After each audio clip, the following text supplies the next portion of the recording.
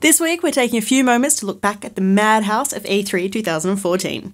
We went to Los Angeles and spent a bunch of time with all sorts of games from all sorts of developers, and we can't wait to bring you all of our previews, interviews and overall impressions of the sensory overload that is the Electronic Entertainment Expo. However, if you somehow missed all the big news, we've got you covered with the second part of our recap of E3 2014, because this is Player Attack.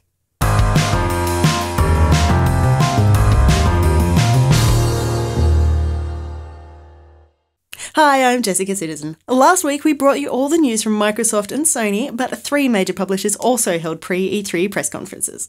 We're happy to report that EA, Ubisoft and Nintendo shared some major announcements.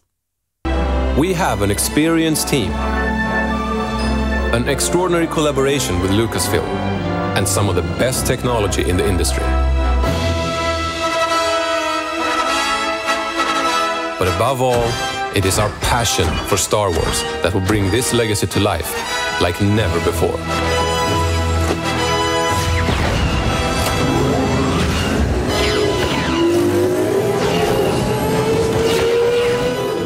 And as someone once said, do or do not. There is no try. Now, EA took an interesting approach to this year's conference. Unlike last year's 64-person on-stage Battlefield extravaganza, the publisher instead showed a combination of behind-the-scenes clips and pre-prepared trailers, including our first proper look at Star Wars Battlefront. Now, the jury is still out about whether or not this was a good move on EA's part. Traditionally, the company's lineup is one of the strongest on the show floor, but this year we were instead shown tease after tease of games that aren't in any sort of playable state yet. One game that was shown off in great detail and was playable is Dragon Age Inquisition, with BioWare even providing a live cellist for the full experience.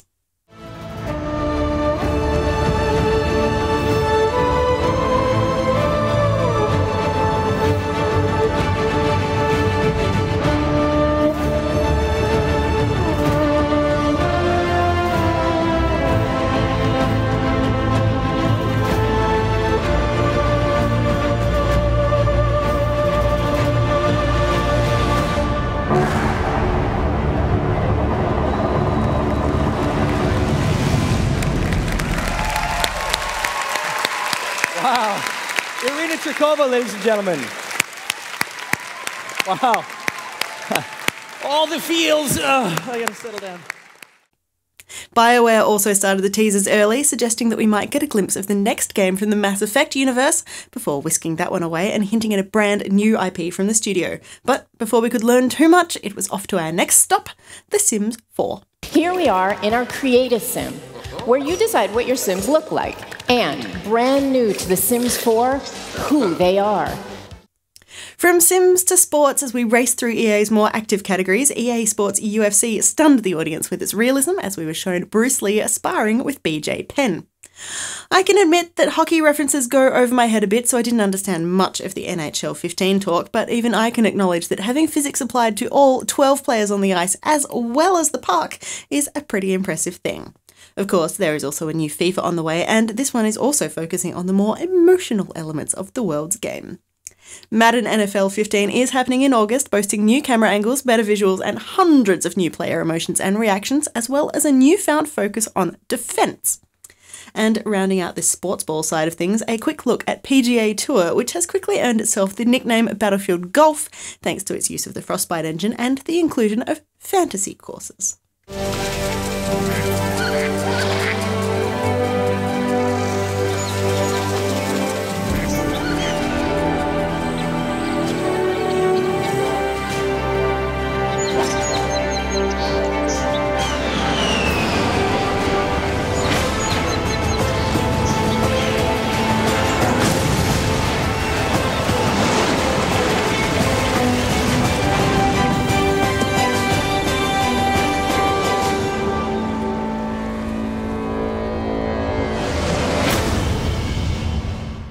One of the more interesting inclusions on EA's lineup this year was the new one from Criterion Games.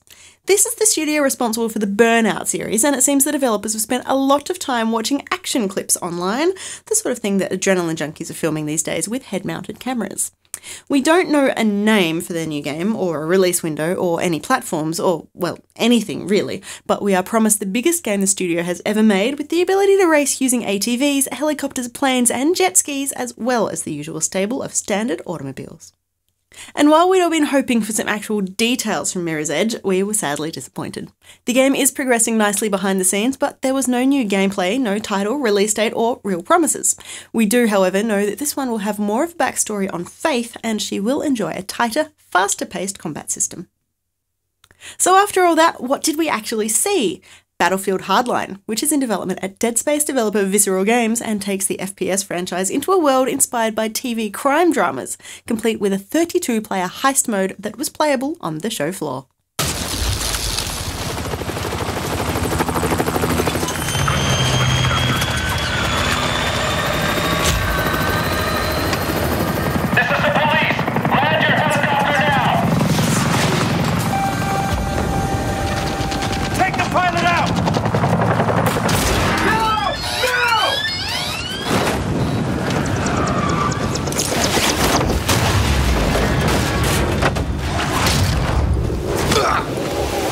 You have the right to remain silent.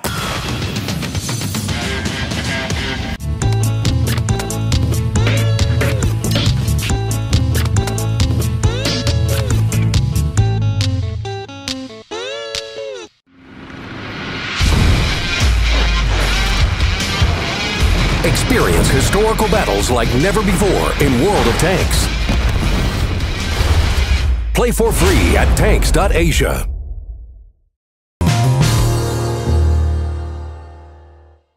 But now onto Ubisoft. The French studio started things off with a bang. Dan Hay, creative director of Far Cry 4, explained in no uncertain terms that the game gives you a fake passport, a small bit of money, a gun, and then leaves you to your own devices. Oh, would you hold this? For just a moment, I want to get a little picture right into the camera. There we are. Awesome. Don't worry about a thing, my boy. This will soon be behind us, and we'll be off on our grand adventure. Because I have cleared my calendar for you. You and I are gonna tear shit up! Bucking the trend, Ubisoft has not let go of the idea of motion sensing rhythm games, showing off not one but two games that will need some sort of motion sensor. Just Dance 2015 was kinda to be expected, with Just Dance now promising a new mobile internet-connected TV experience, allowing any number of gamers to effectively play together.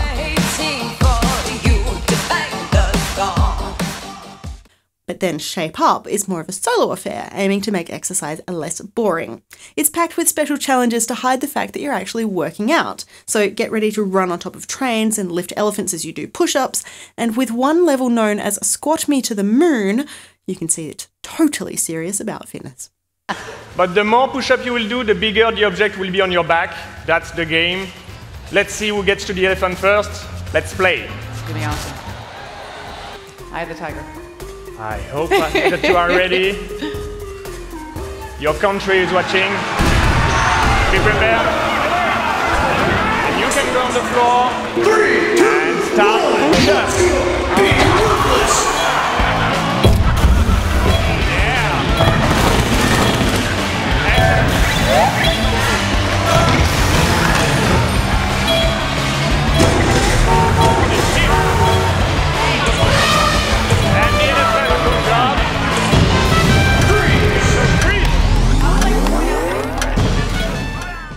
Things also took a historical approach with Valiant Hearts: The Great War, revealed to coincide with the 100-year anniversary of the First World War. The game follows 4 characters and their little dog, too, through the horrors of the trenches of the Western Front in a story inspired by real soldiers' letters home. The puzzle adventure is taking a stylised cartoon approach to the traditionally sombre topic, using the same UbiArt framework that made Child of Light and Rayman's latest outings possible. And the best thing is, it's out right now on all major platforms. Assassin's Creed Unity was already shown off at the Xbox briefing, so we knew how 4-person co-op would work, but Ubisoft gave us a second look, focusing instead on the ability to choose your own path through the French Revolution. Look what they've done. Hang Anybody still there? I can't bear to look.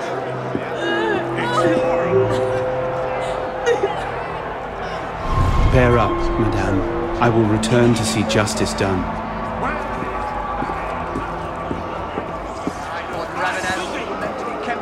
Every faction carries its own grudge. I can't solve every problem.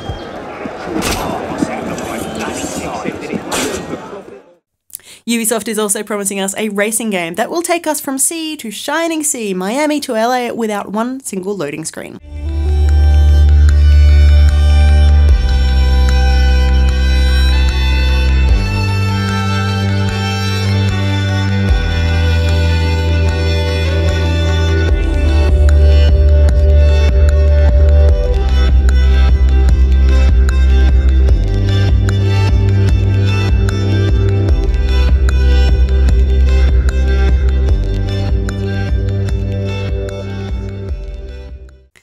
And of course, no Ubisoft event is complete without a little Tom Clancy. After some worrying months of silence, we were shown an updated look at squad-based action game The Division. We'd been given a sneaky peek of the game at the Xbox press event, but the team at Massive still have enough up its sleeve for a glorious virus-filled look at the studio's next outing. Tragedy is invisible. People turn away from it and run from it if they can. And it's hard knowing that you belong here, that your purpose lies amongst all this pain. But someone's gotta be there to pick it up, to push back, put the first piece back together, put us all back together. But after all that, all eyes were on the other Tom Clancy game, one which we didn't even know was coming. We were only shown one gameplay mode from Rainbow Six Siege, where we were thrown into a SWAT team to rescue a hostage from a team of criminals before the time ran out. It's sort of like a capture the flag mode, but this time around the flag is a human being who can move around, talk to you, and who really wants to be saved. Got him. Cool. I got her. Yes. Nice one, guys. Now let's get out. All right, move it upstairs. Don't get surprised. All right, let's go. Here we go. Find an exit. I'm looking. Everything's blocked. Clear one out. All right, I'm taking out the main entrance. Oh my God! The paddock! Kitchen! Where? Right there! No, we got this. Get her out. I got him! I got him! Keep it moving. Shit, I'm dead. Window upstairs, go. Whoa, wait! She's down! I have to revive her! Cover me! I got you. Get out of here. All right. I'm serious. I'm being lit up here, Lynch. Shit. You got me. All right, I got the window. Go.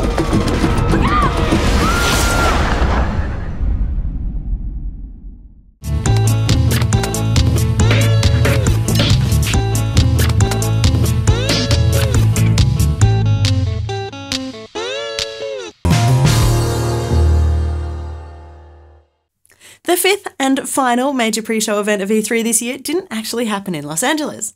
Nintendo decided last year to not bother holding a real-world event, instead preferring to host a very special Nintendo Direct and inviting everyone in the world to watch it live.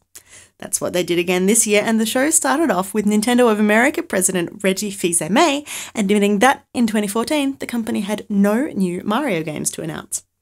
Reggie then took on Nintendo president Satoru Iwata in the new Super Smash Bros., illustrating the ability to bring your own Mii to fight.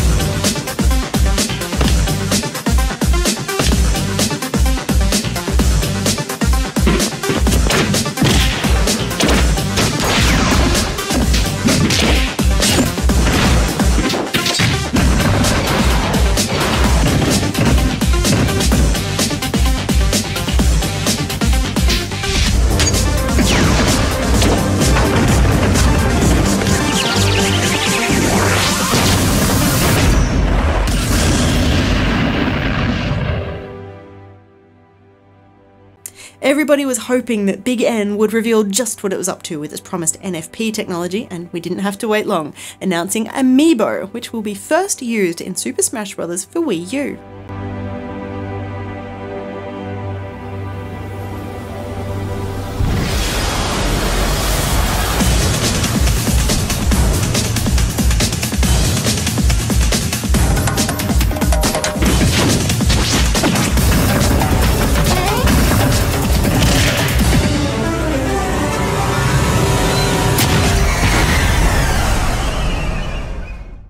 There will be more than 10 figures available at launch, including the Wii Fit Yoga Lady, Princess Peach, Kirby, Pikachu, Link, Zelda, and Mario, and these Amiibo toys will also be supported in a bunch of other games at release.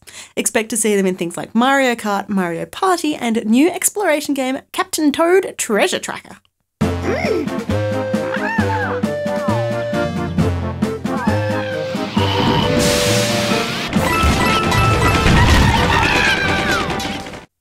The presentation also confirmed a couple of persistent rumours. Mario Maker is real, and it gives you the opportunity and the skills to make your own Mario levels.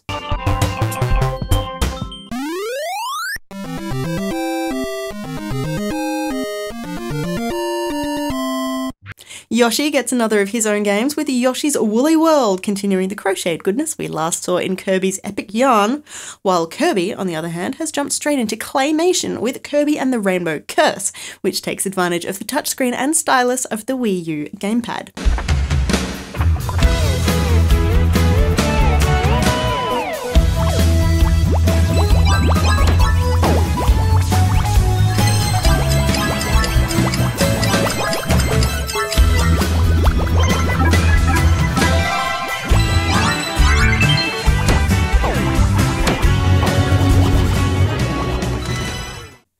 Want more from the world of Hyrule? Obviously, Hyrule Warriors is on the way. This one has been described as the love child of the Zelda series and Dynasty Warriors, and it paints some favourite characters in ways we've never seen them before. But that's not all. We're also promised a brand new Legend of Zelda game, even if we don't know what it's called just yet. This one's due out next year and boasts an open world, a throwback to the original feel of the series, and some amazing high-def graphics.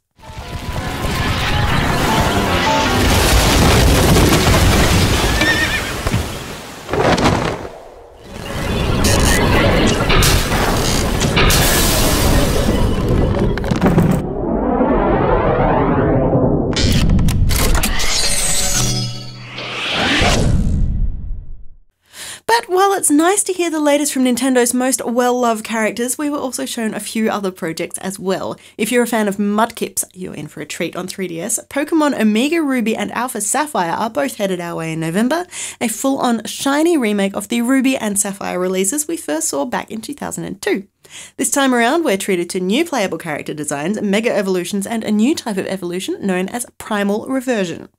Bayonetta is back as well, with her sassy new haircut and killer moves. This new Wii U exclusive sequel looks like it'll be just as flashy as the original, and we're now told we'll be getting both games in one handy pack. To make it even better, you'll get a bunch of Nintendo-themed costumes for everybody's favourite angel fighting witch. Flock off, Featherface.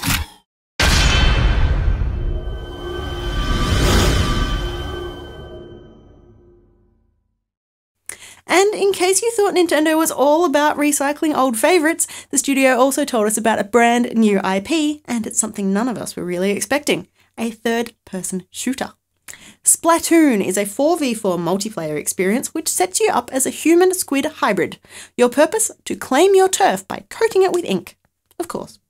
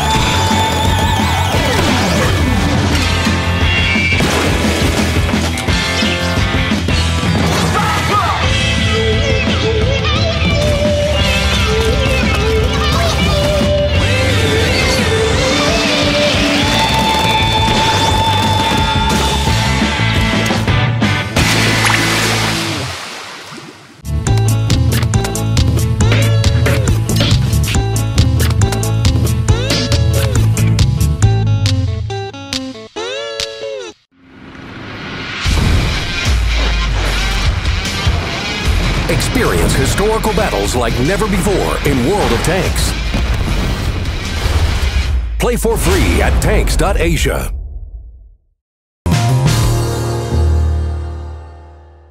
But of course, E3 is about more than just the few big-name press conferences. There were more than 200 exhibitors on show across the 3 days, and more than 48,900 people went through the LA Convention Center for E3 this year, representing more than 100 countries. Some studios even showed off their E3 wares well before the expo started to make sure their games didn't get lost in the crush. Bethesda was just one of the publishers getting in on the action a little early, taking the wraps off of Battlecry, a multiplayer action combat game set in a world where gunpowder is illegal. It's actually the first game to come out of new studio Battlecry Studios, but the developers are no stranger to making great games. The man behind that stunning art direction is Victor Antonov, who has also worked on Half-Life 2 and Dishonored, and the love and passion behind the beautifully brutal 32-player action combat game is clearly evident. We also spent a little time with The Witcher 3, which looks even better than it did when we checked it out just a couple of months ago. CD Projekt Red came into the expo on a high after receiving a nod from US President Barack Obama, who had nothing but nice things to say about the earlier games in the series on his recent visit to Poland. Once we were many. Now we are few. Hunters, killers of the world's filth. Witchers, the ultimate killing machines. Among us, a legend. The one they call Geralt of Rivia, the White Wolf. Warner Brothers took it upon themselves to make sure that Expo attendees were kept well fed, handing out barbecued turkey legs to anyone who used social media to promote the upcoming reboot of Gauntlet, which is headed to PC a little later this year. The studio is promising a completely modernised action RPG interpretation of the classic dungeon crawler used as a launch title for Warner Brothers' direct-to-digital portfolio, WB Games Vault. We are very excited to see what comes next, as the publisher promises games based on popular Warner Brothers and Midway brands, plus original IP, headed to PC and Steam machines. Disney Infinity was again responsible for ridiculously long lines around the show floor, which is to be expected when you're handing out free collectible figurines. Captain America here is, of course, part of the starting lineup for Disney Infinity 2.0 Marvel Superheroes, but he wasn't the centre of attention this time around. Instead, everybody wanted to know more about the Web Slinger, with Spider-Man playset announced as E3 opened its doors.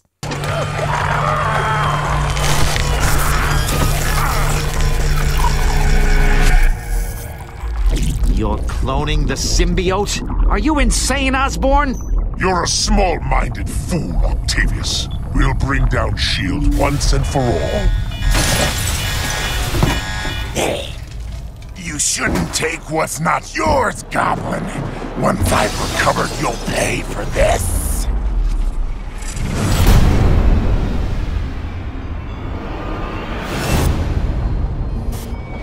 Yes, I could crush them. But instead, I will help them evolve. So lovely. So many. So obedient.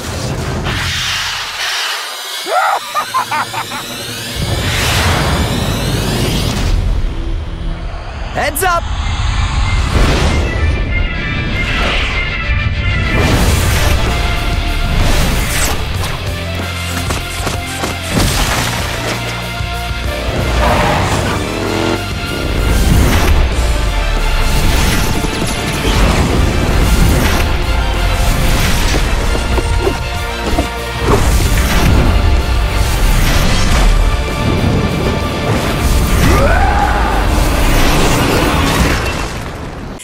Just in case you thought it was an easy ride playing video games and hanging out with cool people, may I point out that the Player Attack team walked nearly 55 kilometres across 4 days, and we were lugging 20 kilos of camera gear around for most of it. Now that we're all back, it is time to start dipping into the interviews, previews and impressions we gathered while on the show floor. Next week, we're back to normal. Johnny Robot walks us through the near-future streets of Chicago in his review of Watch Dogs, while Mel keeps an eye out for blue shells as she steps into Mario Kart 8. To keep up with the latest, you can catch us on playerattack.com. We're on Facebook, YouTube and Twitter, and if you've got something you want to say, send us an email, mailbox@playerattack.com, or just hop on our forums. Till next week, I'm Jessica Citizen, and this is Player Attack.